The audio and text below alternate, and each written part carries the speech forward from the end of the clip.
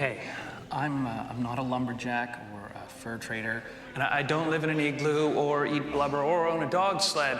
And I don't know Jimmy, Sally, or Susie from Canada, although I'm certain they're really, really nice. I have a prime minister, not a president. I speak English and French, not American, and I pronounce it about, not a boot. I can proudly sew my country's flag on my backpack. I believe in peacekeeping, not policing. Diversity, not assimilation. And that the beaver is a truly proud and noble animal. A toque is a hat. A Chesterfield is a coach. And it is pronounced Zed, not Z-Z. Canada is the second largest landmass, the first nation in hockey, and the best part of North America. My name is Joe, and I am Canadian. Thank you. I'm still ready to fight. I have fight in me yet. It's great to see so many young people in the room today. It reminds me of my first Liberal convention when I was the president of the Young Liberals at Laval University. In 1958, when Lester Pearson was elected Liberal leader.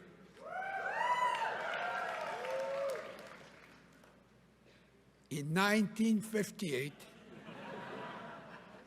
not many of you were born. And he then became a very good prime minister. I have kept coming to Liberal Convention for 68 years. I have kept coming back to Liberal Convention because of what the Liberal Party stands for. I have kept coming back because of what the Liberal Party has delivered to make the lives of Canadians better. And I am here today because it is the Liberal Party that can best deliver better lives for Canadians in the days, weeks, months, and years ahead.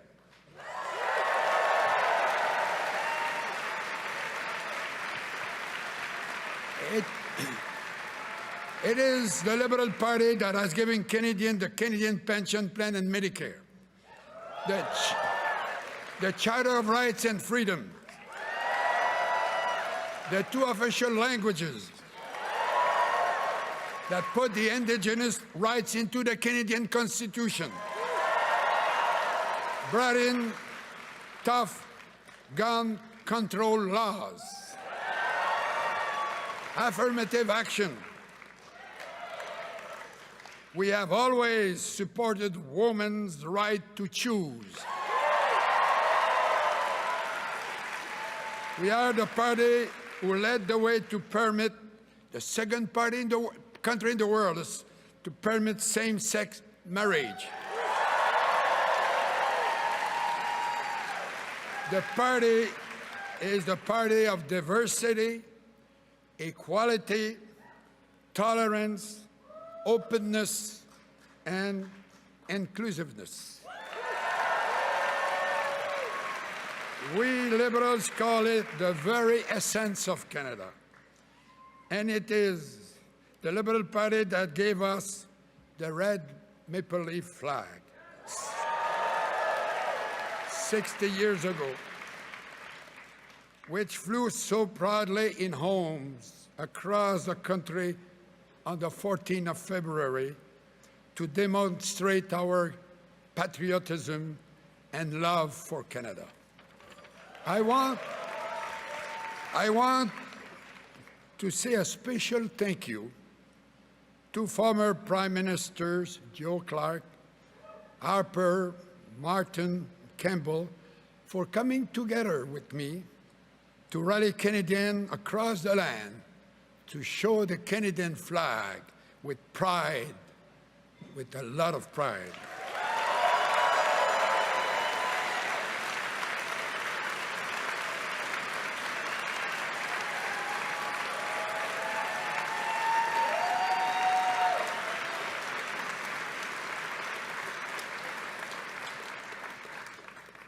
But tonight, I want to pay tribute to Justin Trudeau. I want to pay tribute to him for taking the Liberal Party from third place to government and three successive election victories. I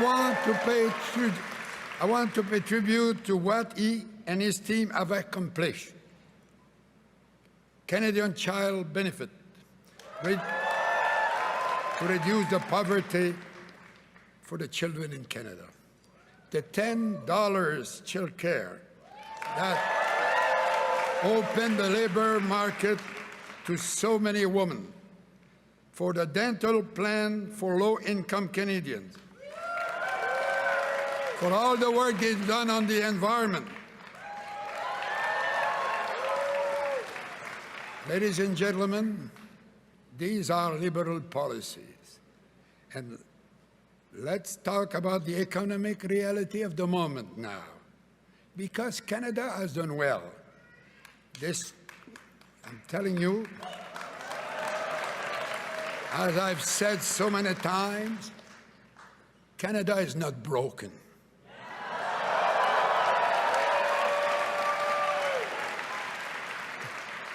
Despite the attacks by the critics, Canada has the lowest deficit per capita in the G7. More than 5 times lower than in the United States. For the lowest debt per capita in the G7. And in fact, the payment on the interest of the debt today is only 11% for each dollar of tax we pay, and compared to what we got when we formed the government in 1993, we were obliged to pay 35 cents in every tax dollar.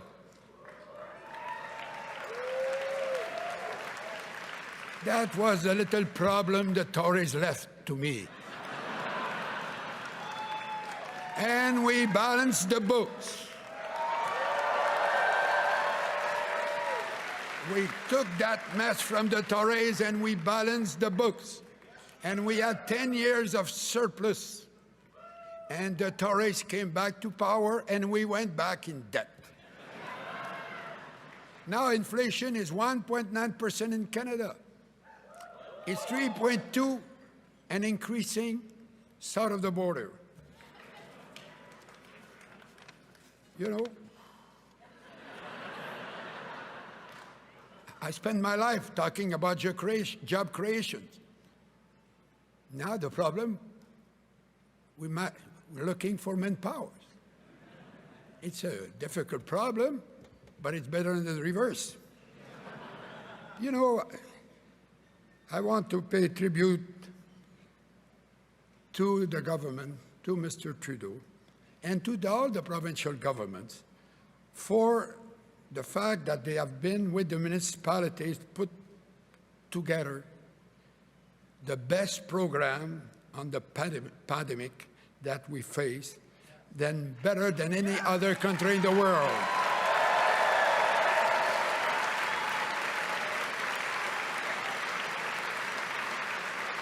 Our debt rate was less than half of the United States. Today, as a party, we're choosing a new leader. A leader who will assume the mantle of Laurier and King, Saint Laurent and Pearson, Trudeau's father, Trudeau the son, who has with him a very beautiful daughter. You know, I'm old enough to say that.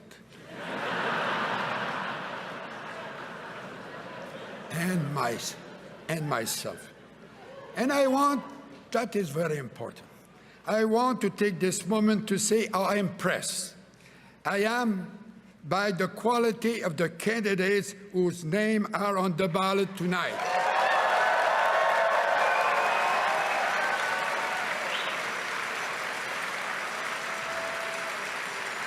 It makes me very, very proud to be a liberal.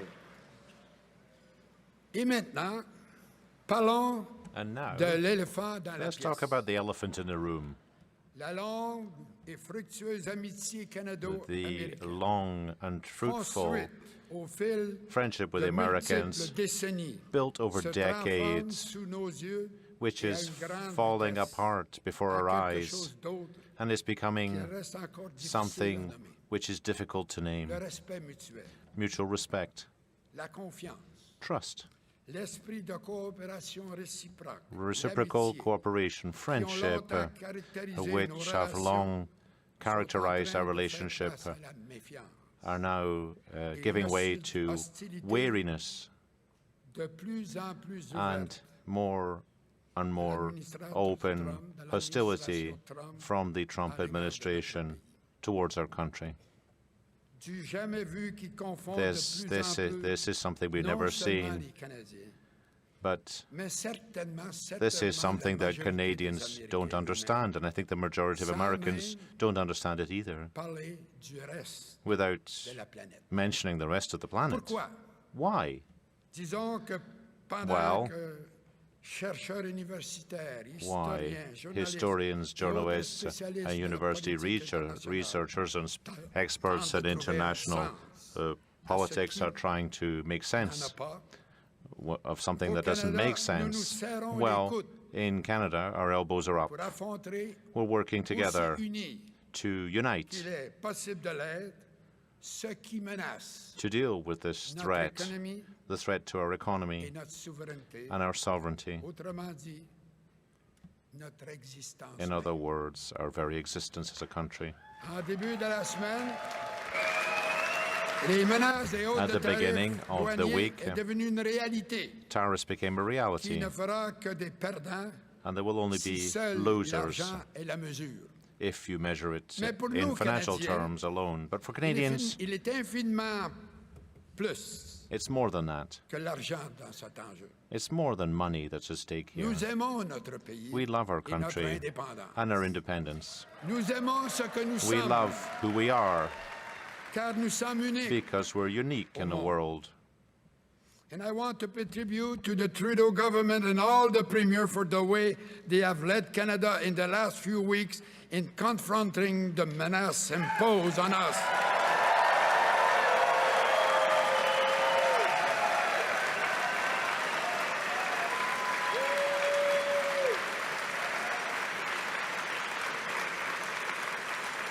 With tariffs completely unjustified. Governments have absolutely right in retaliating as they have, and I congratulate all of them. If it is necessary, the governments altogether can consider going further and hitting the Americans where it really hurts by imposing an export tax on oil, gas, potash, steel, aluminum, and electricity.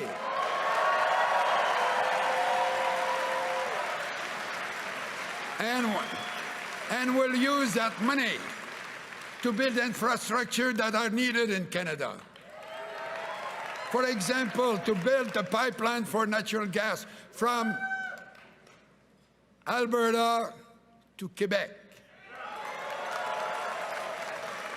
Alberta, the family of my mother, and Quebec, of my father. So, you know, I think that if we do that, that will keep the steel workers working in Canada for a long time. And I could go on, but I'm limited in time. So, the world has lived for 80 years with a rule-based order that has brought us peace and prosperity. It has enabled the United States to be the strongest, the most powerful country in the world, It has allowed all of us to sleep well every night. And now, Donald Trump has decided to throw it all out the window.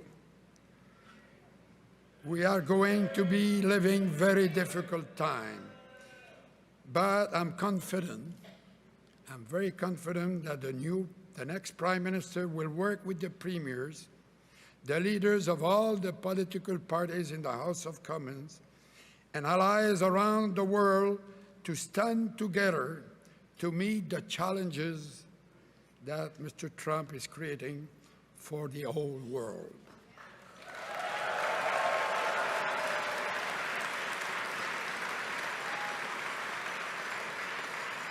And perhaps, speaking of the president, it is time for a little history lesson for him. Probably does not realize that in 1776, Benjamin Franklin spent a year in Montreal trying to convince the people to join the American Revolution. And he was told by the Francophone, "Non, merci."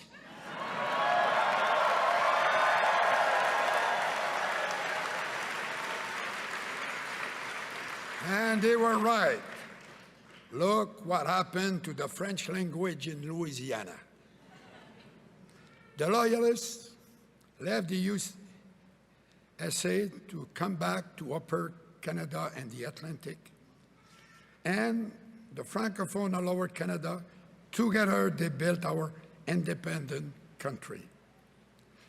During the War of 1812, Americans came to what is now Canada on a mission of conquest. They were defeated by Colonel de Salaberry in what is now Quebec, and by leaders like the great Indigenous chief Tecumseh in what is now Ontario.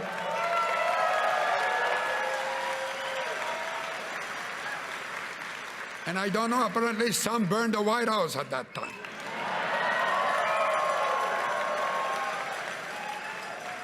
But I'm too old to do it. No, it's a joke. But, ladies and gentlemen, we have been friend and good neighbor with our southern neighbors. But we must stand up for ourselves. Historically, despite our friendship, we have had problems, but we always found a way to solve them. We have worked with and collaborated with the United States in the past, and I'm telling you, we will do so in the future. We are good neighbors and friends. We are good neighbors and friends, but we are proud and independent country.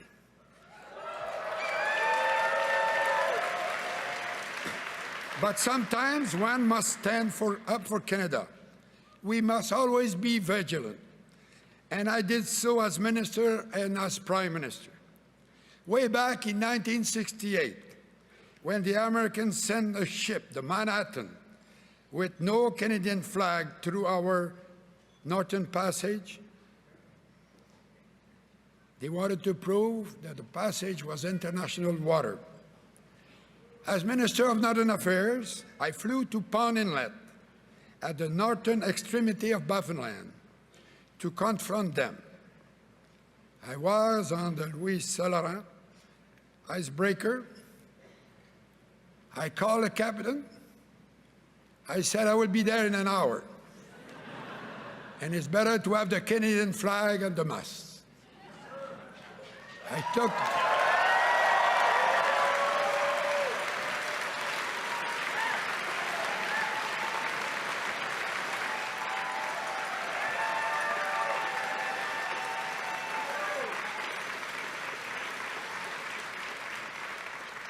When I arrived, there was the Canadian flag at the mast. And I had a big smile. You know, we had other problems of the same nature. You remember Newfoundland, the so-called fish war, when we arrested Este, when my friend Tobin made a great show at the UN with the illegal nets, and we were successful. They changed the international laws after that because there was a problem that needed to be fixed. And I'm quite proud of it, and it was quite a time. Yeah. I was traveling in the West. I came back. It was Holy Week. So it was a Thursday, Holy Week. So my wife said, we'll have a good rest for the weekend. And I said, perhaps not, because I'm declaring war to Spain. She did not sleep. But, you know, we had another problem on the West Coast. You know, we have Vancouver Island, the mainland, and Canadian waters. And the fishermen from Oregon and Washington State were going to Alaska, but they were not respecting our water. So we threatened them to block the passage on Canadian water and force them to go in the high seas. It was a very difficult problem. The senator of Alaska said it was almost a question of war.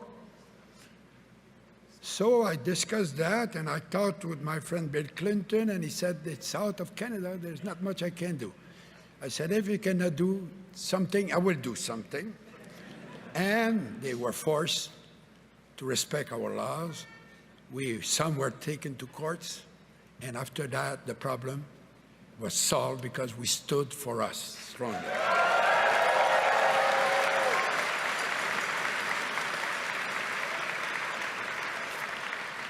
But for 8 years, I was a colleague of Bill Clinton, and he would always say that Canada was his best ally, and that I was a very good friend, and we still are very good friends. But we worked together, and we found solutions together. And it's what happened in the future, too. We always been good neighbors with anybody. So I was proud, too, when I was Prime Minister, and I had to say no to the participation in the American invasion of Iraq.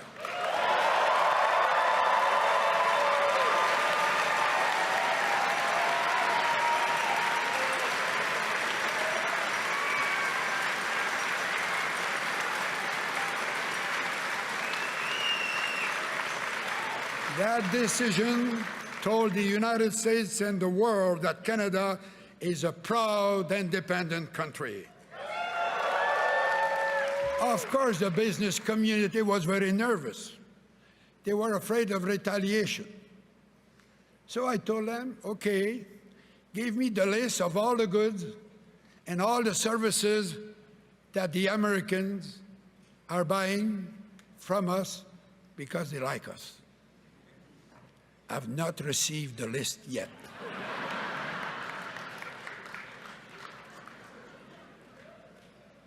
So, you know, we will work in collaboration with them. But, you know, they have to understand, and everybody understand, that we are a very proud country. And for me, I can tell you that sometimes I can say this, from one old guy to another old guy. Stop this nonsense.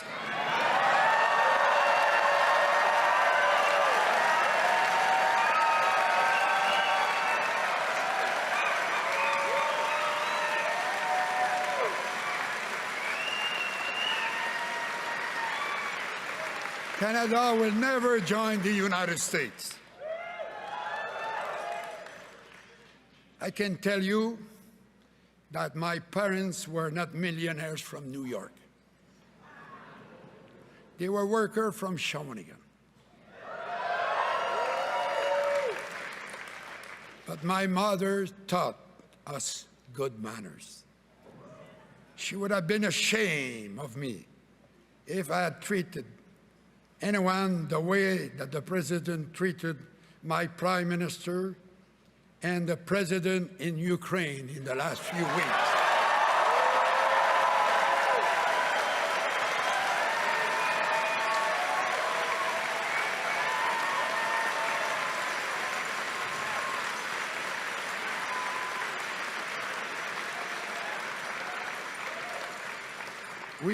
The reason we don't want to become American is because our values as Canadians. We are proud Canadians, and yes, in fact, we owe a debt of recognition to Mr. Trump. He has united us as never before.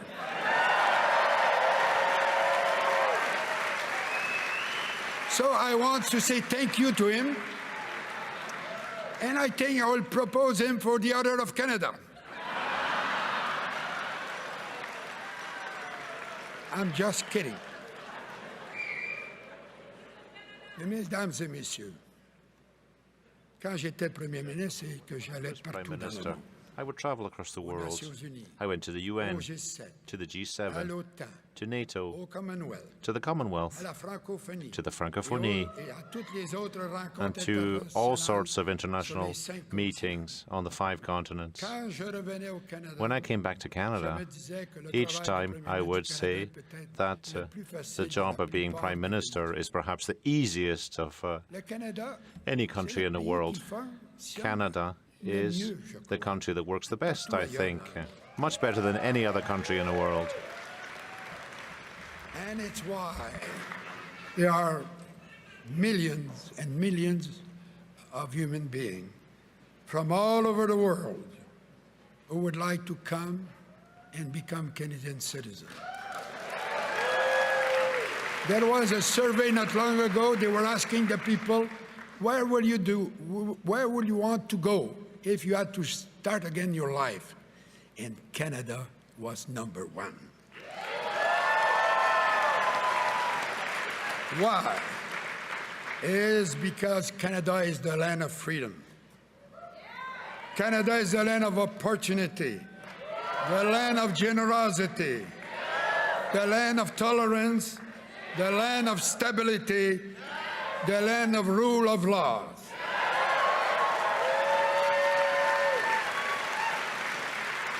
It is our land that is the envy of the world. Canada will continue to rise through north strong and free.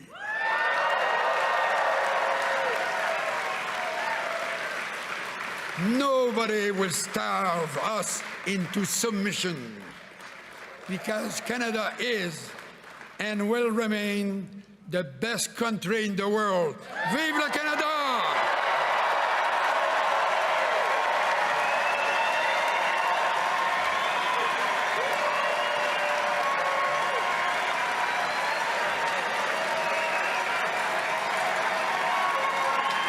Okay, and there is 91-year-old Jean Chrétien. Hey, I know it's in our nature to cut a guy some slack, give him the benefit of the doubt, like maybe he was confused or just joking or just maybe really needed a double-double. But this isn't that guy.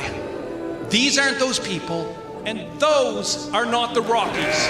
They make a lot of mistakes. They mistake our modesty for meekness, our kindness for consent, our nation for another star on their flag, and our love of a hot, cheesy poutine with their love of a hot, cheesy Putin. They think they can bully us, threaten us, and push us around, but they do not know us. That artificially drawn line they keep talking about, not artificial, and it's not on a map. It's right here. This is the land that Terry ran, the land that Gord sang about. This is the birthplace of peanut butter and ketchup chips and yoga pants. It is the land of universal health care and the bench clearing for all, of innovation and optimism and getting her done. This is the land of the peacekeeper and the Shawinigan handshake.